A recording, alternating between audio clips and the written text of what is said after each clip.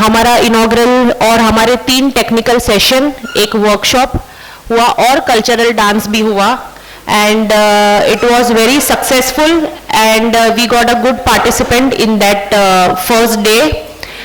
So today we are going to start our day 2 technical session. मैं आपको बता देती हूँ आज हमारे 5 टेक्निकल सेशन है. Each session 1 hour and after 5 sessions we have concluding session.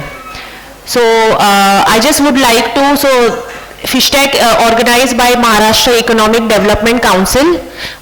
Those who are new here, I just would like to introduce myself. I am Sheetal Panchal, Deputy Director of Maharashtra Economic Development Council. Just would like to give you brief about Maharashtra Economic Development Council. We will see one short video of MEDC. Our office is at Yashwantrao Chauhan, opposite to Mantralay. You all are invited to visit our office. We'll play our small video, MEDC.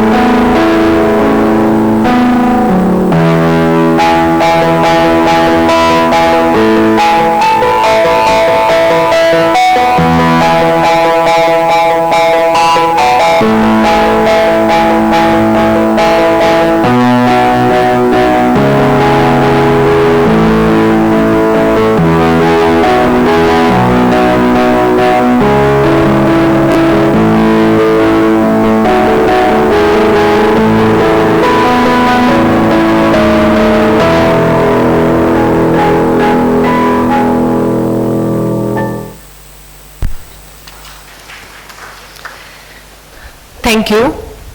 So now we will start our session 1, technical session 1.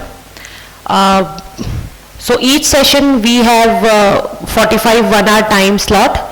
And our first technical session, I would like to call upon our moderator, Mr. Satyajit Bhosle. He is MEDC's Regional Director, Kolhapur. I also would like to call upon Dr. Kapil Sukhdane, Dr. Vidyashri Bharti, and Dr. Shamana.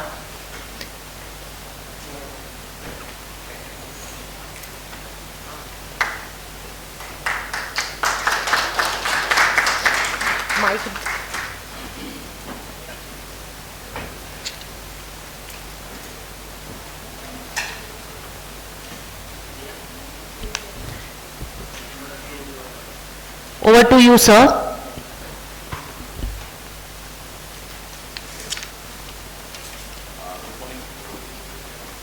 Good morning, everybody.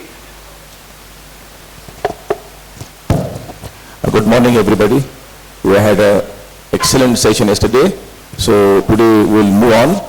But request everybody to be precise, to be for only 20 minutes, because yesterday everybody were going on a generic on their topics and on the focus letter. So please be precise with your presentations up to 20 minutes, so that we give justice to the other speakers. Thank you. I invite Dr. Kapil Sukhdane, scientist, CIFE, to present his paper.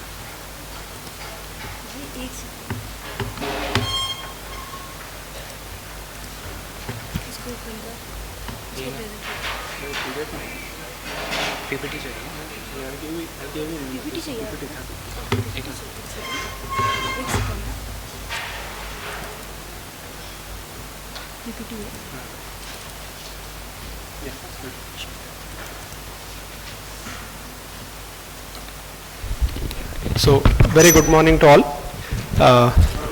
Respected Dr. Mai sir, all the respected members of Maharashtra Economic Development Council, officials from Department of Fisheries, MFDC, Fisheries, officials from different organizations. I am Dr. Kapil Sukhdane. I am scientist in Central Institute of Fisheries Education, Mumbai. I am working with the Division of Aquaculture. And my today's topic is on innovative aquaculture systems and practices. I will be mostly focusing on the practices that has been going on recently, and most of the recent innovation that is happening into the aquaculture sector. Before going into the details about what are the innovative aquaculture practices as well as the systems that are happening in India as abroad, as well as in abroad, we can see that the global aquaculture production, or we can say the global fish production, has been reached up to like 122.6 million tons. And we can see that Asia is the dominant country in the world aquaculture, which is almost producing 91% out of the total. 2022 was the significant year in case of fisheries. We can say that the 2022, as the United Nations has declared this year as an international year for artisanal fisheries as well as for the aquaculture. And we have to see that because there is a growing demand for the protein food, there is a also increase in the population in the globe, and it is expected that the population will reach to the 9 billion by 2050. So we need to make the demand for the protein as well as the environmental limits what that is going to change by 2050. So as of now, India is like almost contributing out of like total production. India is contributing to the almost 8% to the world fish production, and this year, like last 2022 was the significant year in case of aquaculture, and India has reached to the production figure like a 2-digit production figure, almost like 10.32% in the annual growth rate, which is like very significant as compared to the earlier years. The fisheries as a whole, it is contributing almost 6.72%, for the in case of agriculture, whereas in case of global economy, Indian economy, it is contributing 1.1%. And in case of export also, you can see that India is a major fish exporter, especially shrimp as well as some of the commercial fish products that has been sent to the other country. So there is a growing demand for fish, there is a growing demand for aquaculture. It is expected to say that by 2050, aquaculture will play a significant role for meeting the global protein requirement in the globe, as well as it will able to help to achieve the different sustainable development goals, like United Nations different sustainable development goal, it will be helped to achieve. So if you can see the slide, we can see that there are two things that is going to happen in near future. One is the intensification, and along with that, we need to have more sustainability in case of aquaculture system. So intensification, that itself means that we need to increase our production from the aquaculture as well as from the capture of fisheries. Then we as an aquaculturist or a fisheries professional, we can't be dependent on one or two species. So we need to go for the diversification of different species for in case of aquaculture. So diversification, also the integration. It is not like we can have only one activity by suppose say 2030 or 2040 in near future, because the average land holding size is also reduced. The water requirement for agriculture as well as for aquaculture is going to be tedious task in future day. So we should have a sustainable approach in near future to achieve both the demands in case of protein requirement as well as the environmental matter point of view. So this sustainable intensification, it can be achieved through zero discharge aquaculture system, that is the recent innovative techniques, mainly based on where like there is no water losses. Water losses mainly that is happening because of the environment or temperature, only that can be considered under it, but the other water losses cannot be considered. So by suppose say 2030 or 2050, we will be having very limited land. So in the limited land only, we can have such kind of techniques called recirculatory aquaculture techniques or raceways techniques or biofloc or some integrated techniques that we can achieve in near future. At present, if you see the aquaculture as a whole, we can see that normally there are three different types of culture system that is happening in all over the world. In case of Maharashtra also, you can see that there are extensive culture system. म्हणजे extensive culture system म्हणजे ज्यामध्ये farmers एका मोठ्या तलावामध्ये किंवा ज्यामध्ये सर्व control system असते अशा मोठ्या तलावामध्ये extensively they culture the fish. Then we have second system called semi intensive culture system, ज्यामध्ये माशांची वाढ होण्यासाठी they feed some kind of, they give proper feed, they maintain the water quality, and then out of that they get a production out of it. So that is a semi-intensive culture system. But in this case, like in extensive culture system and semi-intensive culture system, which is a very traditional based culture system happening in India, all over the, like most of the part of India, we can see that in case of this thing, the production is very limited and the water usage, what has been required for aquaculture, it has been compromised. So the next one is the intensive culture system, which is the very prominent, which required very skilled manpower, and then which required scientific support to get a good production out of it. So the intensive culture system, either it can be a monocropping system or it can be a multi-cropping system. म्हणजे एका माशापासून देखील आपण उत्पन्न घेऊ शकतो किंवा विविध माशांचं एका सोबत जर आपण त्याचं पालन केलं तर त्यामार्फत देखील आपण इंटेन्सिव्ह कल्चर सिस्टीम आपण घेऊ शकतो.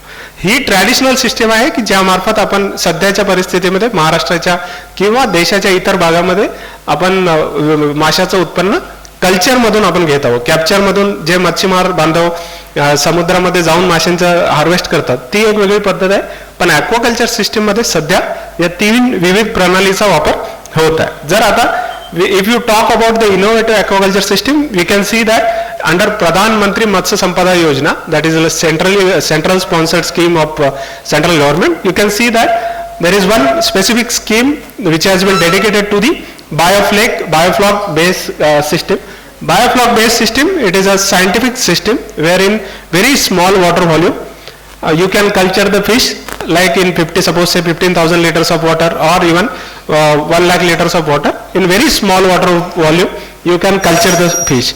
But in this case we have to always, like if you just compare with that of traditional system with that of biofloc system, you have to always see that there is a proper scientific management need to be there in case of biofloc system.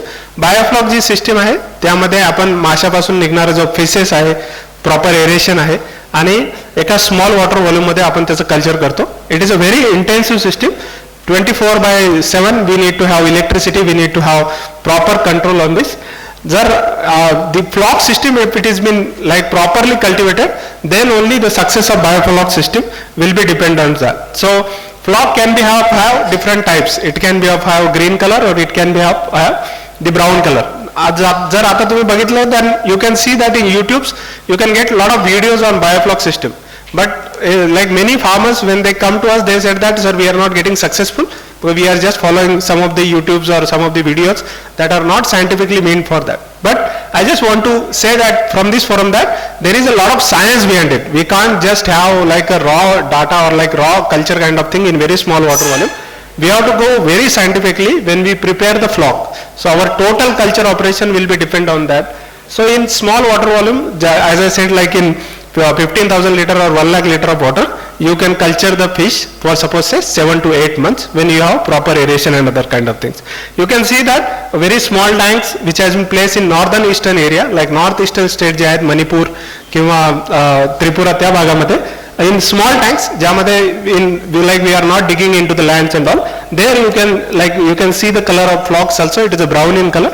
In this flock kind of culture system, they are growing the fish. So either it is from like जे माशांचे जे वेगवेगळ्या phases आहेत, fry to fingerling or fingerling to adult, in that way we can grow for this biofloc based culture system into this, and it has got significant advantage in near future. Like this is a eco-friendly culture system. It will have very less environmental impact, and we can judicially use the land as well as the water resources, because your land will not be compromised in this case. Whatever land we have, above that only we are going to build this kind of flock structure, and there you can grow the fish for getting the maximum production. Under PMSSY also there is a provision for these biofloc systems for the farmers. Then the other system which is very close to that of agriculture, that is aquaponics based, like aquaponic technology based system.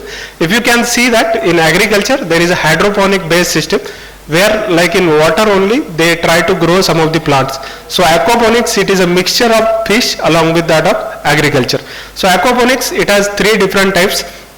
One is the nutrient film based thing, in which you can see that different substrate you can use. Channel aquaponics or raft aquaponics kind of approach we can use. In the picture also you can see that you can nicely place a fish along with the different plants, and it has been scientifically proved that some of the vegetables or some of the fruiting plants also we can grow with that of this thing. And some of the study what we have undertaken in our institute, we can see that in very small unit of aquaponics you can grow this much big plants, and this can like if you see the fishes also, like the commercially available species which can be easily harvested from the freshwater areas, which has been tried and tested by some of the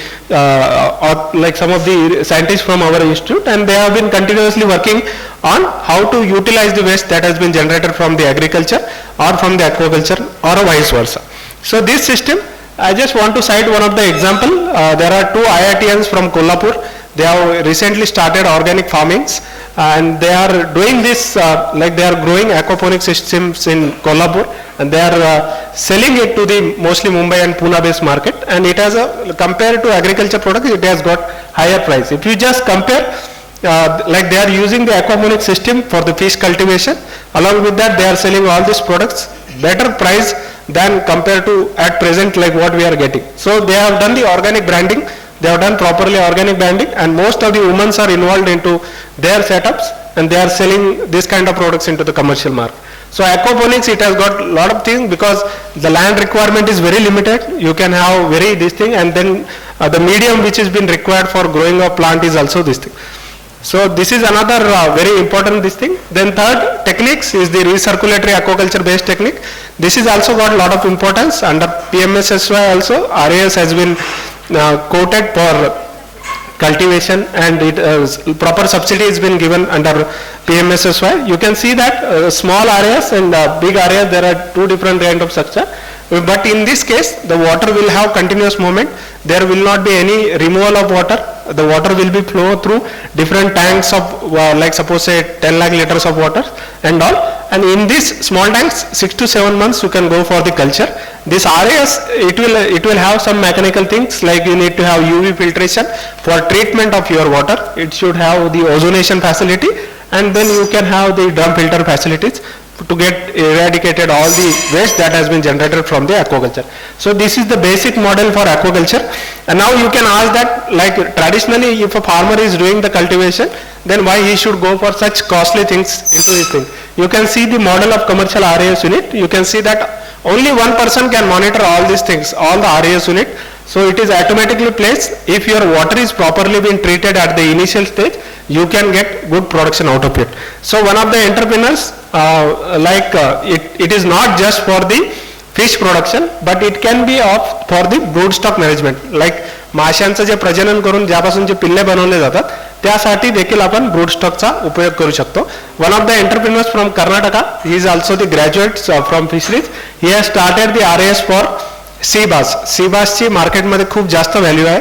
C बासचं J seed आहे ते खूप limited आहे. काही research organisations फक्त त्यावरती काम करत आहेत. So he has started the broodstock culture unit with the help of RAS thing, so that he can get a maximum production out of it. Sea bass जो आहे, sea bass if it is grow more, it will fetch very good price. Even the seed fetch very good price. So what he started, he has been associated with NFDB. So NFDB funded him for some of the infrastructure development in case of RAS, and with the help of that, he has started the breeding operation in the RAS system. So the added advantage is that your all water quality has been maintained well, and he is getting good profit out of it. This is just a cited example that how nicely you can just breed the fish into such water environment and you can get more profit out of it. So another core area like which has been Central Institute of Fisheries Education has been working is on inland saline aquaculture area. Inland saline aquaculture area, by definition if you see, आपलं जे ground water आहे, ground water has become saline. Ground water has become saline because of the many reason. Because in some region you can get a natural inland saline area. In some region you can find out because of the heavy pesticides used and all, the groundwater has become very saline. So what happens is that when the groundwater has become very saline, it will not be utilized for the agriculture purpose. So in that case, we can use such land for aquaculture purpose. So all over India, it is almost 9.2 million hectares of area is become inland saline area. Out of that, if you just see the Maharashtra, we have 4 districts which has inland saline water, especially Pune, Satara, Sangli and Kolhapur. Almost 1 million hectares of area is being existed in Maharashtra, which has become salt affected because of the heavy sugarcane production into that area. So that area we try to grow the brackish water species. So brackish water species in this area, because salinity has become like त्या पाण्याची salinity वाढल्यामुळे आपण त्या माशामध्ये तिथे जिथे brackish water म्हणजे जे समुद्राच्या किनारी जे मासे वाढतात, so त्या ठिकाणी then we started growing all these things in this thing. So then we have to do certain kinds of ionic manipulation when we grow it. We can't, because the inland saline water will not be similar to the sea water or brackish water area. So either it will have the potassium deficiency or some other deficiency it will have. So we need to understand it will vary from location to location. So similarly we have done some of the work in Satara district of Maharashtra. Satara district of Maharashtra also, it was salt affected sugarcane belt was there. So there, because the salinity was up to 9 ppt, so there we have tried to grow from fry to fingerling and fingerling to adult. One of our institute was working on this thing, salt affected areas, and we try to reclaim that area for the aquaculture purpose. So we have taken the advantage of salinity and we try to grow the fishes in this saline area. So then Central Institute of Fisheries Education, we have developed one of the app called M-Jhinga app. This is also one of the peculiar, especially for the inland saline area of Haryana, then for Punjab, Rajasthan, even in for Maharashtra. So farmers can go through the M-Jhinga app, they can register it and they can get the advisory weather pattern. If they have any question, any queries related with inland saline areas or water manipulation and all, we can easily sort out with the help of our app. So another interesting thing is the aquamimicry, which is very close to the biofloc system. Here also we use certain kind of fermented rice bran products along with the different probiotics and all. And then there also we try to grow the shrimp, which is the major export commodity in this thing. Another is, this is the very traditional practice in India, even in Maharashtra, that is integrated fish farming. But now a lot of changes has been done. Even in case of like in a small water holdings also, you can see that in agriculture there had been a lot of revolution. People are moving to like cash crop kind of thing in very short duration. So there we try to integrate some of the fisheries activity, and we can like if you add some of the like you can continue you can totally use the all the water resources available in such area. So horticulture based fast farming or poultry based things and livestock come fish farming, such kind of intervention can be easily done through this method. So another very interesting is that Maharashtra has got a lot of farm ponds under horticulture mission as well as under different subsidies from the different departments. In most of the agriculture lands there has been farm ponds. So these farm ponds is another potential area for the fish cultivation. Traditionally how we are doing the culture operation in normal ponds, it will be different in farm ponds because the farm ponds are very deep in nature. So you can't have the similar kind of structure what you are doing for the aquaculture. We need to do certain modification when they do it in. Other thing is that these farm ponds are polythene lined farm ponds which will not have any interaction with that of soil with the water. So there will be a solid accumulation at the bottom. So farmer need to maintain the water quality of the water. So then only he can use the water very efficiently. Because there are a lot of waste that will be generated from aquaculture, so like that will be rich in nitrogen or phosphorus that he can use in the horticulture operation also. So if you see in Vidarbha areas or even in like Pune and this area or Nashik that side also, there are a lot of farm ponds. The size is like up to 4 meters. And these are not meant for especially for aquaculture, but it has got a lot of potential in terms of fisheries. So another is very interesting, like that is a seaweed based farming. India has got almost 720 kilometers of area, coastline area, and this coastline area we can definitely we have almost 800 species of seaweed which we can grow in such area. So there are a lot of job opportunities as a farmer as well as a entrepreneurs. If you see that there has been standard practices that is happening in case of seaweed. So mainly the culture methods are basically like floating bamboo methods and other methods. You can see in like in India, in some of the part of Tamil Nadu as well as in Gujarat, there are seaweeds has been prepared. So this has been used for the commercial use for agar preparation or such kind of seaweed based products. Even the bioplastic has been made out of it. You can see the second picture. So bioplastic will be replacing in near future. We can replace commercial plastic with that of bioplastic, which will be made out of the seaweed. So with this I will just conclude that these are the innovative techniques which are fastest growing in the production sector, which has very good potential in near future, and it has offered a lot of ample opportunities to elevate the poverty, hunger, malnutrition as well as the economic growth for the better use of the natural resources. So definitely the aquaculture as well as fishery, it is going to play a major role for achieving the sustainable development goals of United Nations. So we can see that 4-5 sustainable goals we can achieve in near future, suppose say 2030 or 2050 we can reach to that level. Thank you so much. Yes, thank you Dr. Kapil. Your focus on aquaponics is the need of the hour. Any questions you want to ask him, we can have it after all three sessions after the ladies. Just forgot to introduce myself. My name is Satyajit Bhosle. I work for Reliance Industries Limited since last 25 years in petrochemicals polymer division. Just to focus that if you did anything in polymers, any developments in your farm pond lining film, fish net, aquaponics, you need a lot of troughs. Any developments you need, I'm here for you, for everybody. Thank you very much. Thank you. I now invite Dr. Vidyashri Bharti, scientist, CIFE, to give her presentation. Request you to keep it 20 minutes precise. Thank you.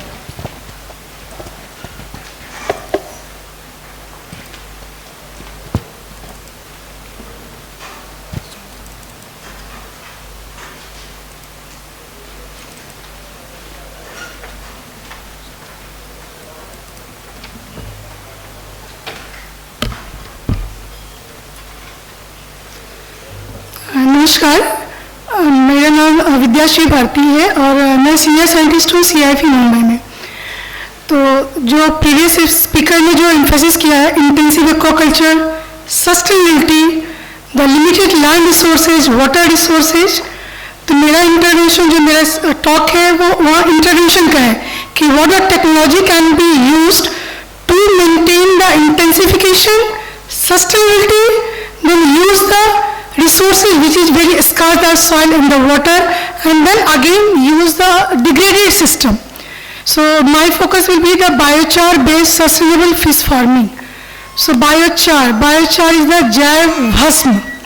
So biochar, if you consider in agriculture, in NICRA project, lot of work is done. But we try to use this biochar in aquaculture.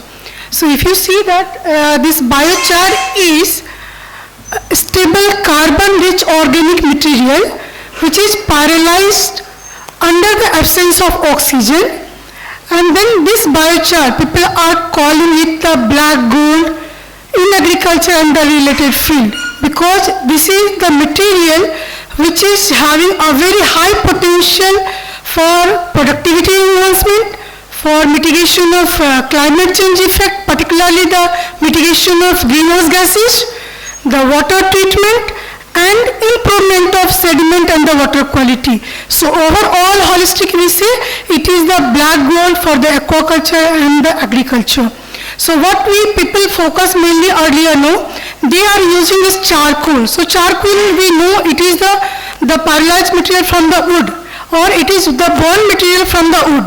So this biochar is different from the charcoal is, biochar is produced from the pyrolysis of agro waste, I am saying.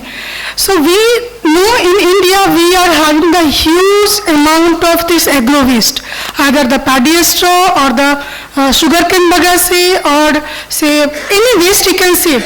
So even the city like Delhi and the Punjab, we are facing this rice straw burning issue. So this what the farmers are doing, just giving the burning it. So actually it is not the pure biochar we can say, but it is similar, having the properties like the biochar. So in this case, if people are burning this agro waste, then lot of environmental issues are coming up. So in order to use the same biochar for the agricultural purpose, because this biochar is having a very good properties, particularly in terms of having the high surface area. We can have, say, very high surface area as well as the functional group. So this functional group and the high surface area and other properties associated, say technically we say the cation exchange capacity, or the reducing the leaching loss of the nutrient. So that leaching loss of the nutrient, if it is reducing, then the groundwater contamination will not occur. Then it is acting for as a reservoir or the sequestering the carbon in the system. So what are the issues we are facing as a whole in the climate change scenario? All can be controlled or all can be mitigated up to some extent by application of this biochar. So biochar, as I mentioned, it is very rich in carbon and then having the surface area higher. So if you browse the literature, what the Bhasm is, and in Hindi we are calling it Jaiv Bhasm. So Bhasm people are consuming earlier also because it has the optimum alkalinity for the optimum health, as well as it is having the neutralizing capacity for the harmful acid, and that leads to the which leads actually earlier to the illness. So because of this neutralizing capacity, because we know biochar is having a higher pH, so it can be used in the acidic condition as well. So we tried with this biochar application from preparation from this paddy straw, sugarcane bagasse, but people are preparing this biochar from the diverse type of agro waste material, or any sort of organic waste can be utilized for this biochar preparation. So biochar preparation, as I mentioned, it can be prepared under the in absence of oxygen or the control oxygen. So that is the beauty of this product is, say we cannot dump simply the agro waste in the aquaculture ponds, but once we convert into biochar, it is suitable material because there is no need of oxygen for the decomposition, or it is the recalcitrant product, so it cannot be decomposed further and there is no requirement. Further, because of this functional group, it is adding the oxygen. That means after the addition of biochar, actually the DO level of the water is increasing. So that is the beauty of this product. So we had given the demonstration to the farmers. So you can just use your own agro waste from your farm without any cost and then produce this biochar. So a different fabricating system we had prepared. So in the drum kiln, the discarded drum, you can just put the agro waste, burn it for short time, say 3 to 5 minutes, close it, and within 10 minutes the things get converted into biochar. So that's biochar is not having any fuel value similar to the charcoal, we can say. So that is the basic difference. So this biochar can be used in the aquaculture ponds. So we had standardized, because in agriculture, as I mentioned, things are standardized, but in aquaculture it is really difficult. So we standardized that how to use this biochar, because we understand it is the powder material or the particle it is. So better we have to soak this particle material or the required quantity. So we attempted, say, similar to the agriculture, 9 ton to 18 ton, but slowly we reducing the amount. So up to, say, 2 ton, 3 ton, it is giving the good result comparably with the 9 ton. So this biochar can be soaked overnight in the water, and this slurry can be used in the pond condition during the land preparation or even in the standing water. So soaking is very much crucial for this biochar application. So once the biochar is applied, and if you browse the literature, as I mentioned, there is number of application and number of properties biochar is having. So we find this biochar is very much suitable for the aquaculture. It enhances the productivity of the system. So there now say it improves the fish survivability. This ammonia particularly, it is the contaminant in the aquaculture. So there is removal efficiency of biochar for the removal of this ammonia. So by application of biochar, it is not only improving the sediment quality by improving this water holding capacity, particularly this leaching loss or the percolation loss of water is very high. Farmers are just filling the pond number of times, but by biochar application, the percolation loss of water get reduced, and that's why this leaching loss, because it can retain the water up to, say, 300 times as compared to the normal sediment. So in that way, this biochar is very much helpful, not only improving the sediment, but also reducing the leaching loss. Then as I mentioned that my main focus is for the degraded system, because we know that this vertical expansion is not possible in aquaculture and horizontal is already limited. So whatever the resources we are having, so particularly this inland saline aquaculture or the wasteland, so this wasteland can be utilized by improving the quality or the environmental quality of sediment and water. And in that regards, the biochar is playing a very crucial role. So as I mentioned, this biochar either in the pond application, then we also attempted this biochar feeding to the fish, and that is fish and the shrimp, and then there is luxuriant growth of this animal. So that is amazing again, because people had attempted the sediment application, but even feeding the biochar 0.5% or 2% up to the level, biochar is giving a very good result. So we are getting. Then as I mentioned, there are different problems. So addressing this problem in the different condition is very crucial. So in inland saline aquaculture, we face the issue of potassium deficiency. That is the one thing. Then there is a discrepancy in the calcium and magnesium ratio, because that is very much crucial for the cell development. So what we find that this biochar is having the high content of potassium as compared to the once we convert into the biochar, the potassium content is higher, and that's why we tried with this banana peduncle. So banana, we know that it is very rich in ions, the potassium. So we make the biochar from this banana peduncle and then feed the animal. So there is growth of the animal and there is no supplementation of potassium from this fertilizers. So we just replace this potassic fertilizer by this biochar, and then again it is maintaining the calcium magnesium ratio which is required for the good growth of the animal. So in that way we find that this biochar is playing a very crucial role in maintaining the ionic balance in the water as well as meeting the deficiency of the potassium, and at the same time enriching the carbon. So carbon framework is very much crucial in the climate change scenario, because everybody is talking that carbon dioxide emission is there, carbon depletion is there. So that carbon can be maintained by this biochar application. So different experiment is conducted, and we find that this pH, it is improving the pH even in the inland saline aquaculture. It is maintaining by the buffering activity. So though I'm saying this pH is higher, say 8 or 8.2, but it is not enhancing the pH beyond that one. So that is providing the buffering capacity. And then in the acidic condition, you can use this biochar for improvement of the sediment and the water quality. At the same time, as I mentioned, the water holding capacity. So the soil, once we know that the soil is, percolation loss of water is very high, you can simply use this biochar, it will do the miracle to the aquaculture pond system. So, and this different analysis we had done, so what we find that this CN ratio, say whatever the culture, maybe the bioflag culture or any culture, this CN ratio is playing a very crucial role.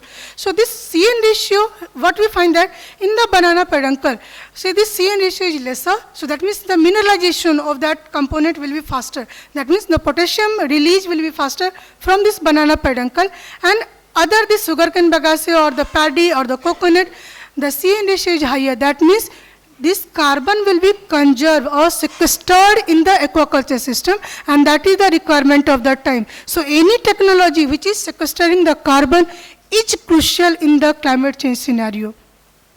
Then as I mentioned, the different sediment parameter. So we conduct, as I mentioned, the different experiment is conducted, and we find that the soil organic carbon or the pH or the electrical conductivity, means ionic composition, is very much higher where the biochar is applied. Then the enzyme, the soil enzyme, particularly governing all the activity. So soil enzyme activity is also improved. Then the potassium, as I mentioned, the potassium content is improving over the culture period of 45 days, 90 days. That means there is no supplementation requirement of potassium in the aquaculture. So that is the beauty of this product. And then ultimately we are interested in the productivity of the system. So what we find, this FCR or this SGM is a specific growth rate or the total productivity, even the survival, I am saying, the survival is very good wherever this biochar is applied in the aquaculture system. And then this culture is applied in the fish as well as the shrimp. So in shrimp also, biochar is giving a very good result in terms of the productivity, the weight gain or the survivability and the enzymatic activity. So few papers we had published already. So coming to this again, the second component, as I mentioned, the feed application. So we had attempted and we tried this feed application of biochar, and that is also giving a very, what happened?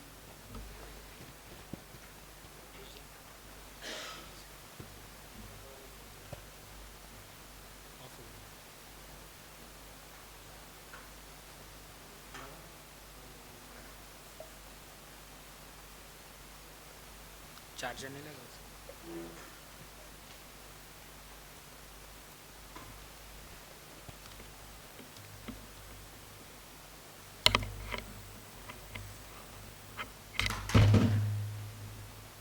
क्या करूं?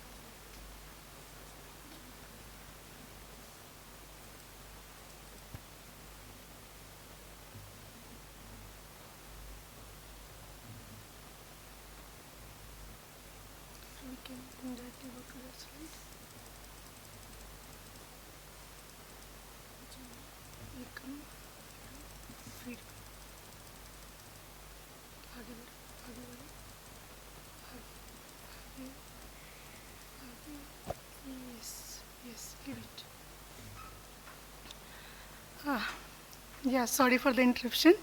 So as I mentioned that feed application of biochar. So we know that this biochar, there is number of issues in the feed. So we need any supplementation or additive which can reduce or absorb the harmful toxic substances, then reduce this mycotoxin toxicity, detoxify the plant toxins, because now the people are encouraging the green aqua feed. So the toxins are there, so that has to be removed, and then the pathogenic bacteria has to be removed from the feed. So these four issues, what we find that this biochar is controlling or removing these four paralimitation of the feed. Last 5 minutes, ma'am. Yeah, I will complete, sir. So there is absorption of these toxic substances from the feed by this biochar, because it is already proven that biochar can remove these heavy metals or any sorts of inorganic and organic contaminants. So by this adsorption properties of this biochar, it is removing the toxic substances. Then this mycotoxin is also removed, and then biochar either binds with this mycotoxin and then reducing its assimilation and bioavailability in the gastrointestinal tract. So this second property, and then the third, as I mentioned, in the aqua feed, in the this plant feed, plant-based feed, number of toxins, particularly these tannins, phenols and thionins are there. So that can be, again, this anti-nutritional factor can be removed or can be reduced by this biochar application in the feed. And then the pathogenic bacteria. So it provides, as I mentioned, it is an inert material, but it is providing the site for this microbial growth, and there is growth of this good bacteria on the biochar surface, and in that way it is improving or eliminating the pathogenic bacteria on the gut surface. So that means overall the quality or the characteristic of the biochar is improving the dietary efficiency of the feed. So biochar, as we see, that is it improving the gut morphology, blood profile, nutrient utilization, this growth performance, microbial proliferation, and then remove the toxic substances. So overall, this biochar is acting as a miracle particle for in the feed for the improvement. So we conducted some experiment with the feed also by incorporation at the rate of 0.5%, and there is decrease in the FCR, and the growth is very good in case of the treatment where the biochar incorporated. Then third component mine is the reduction of this greenhouse gases. We know that the aquaculture is acting as a sink for carbon dioxide. Carbon dioxide is utilized in the photosynthesis. So with the intensification, the protein-rich diet or the protein-rich feed application is very high, and we know that the feed utilization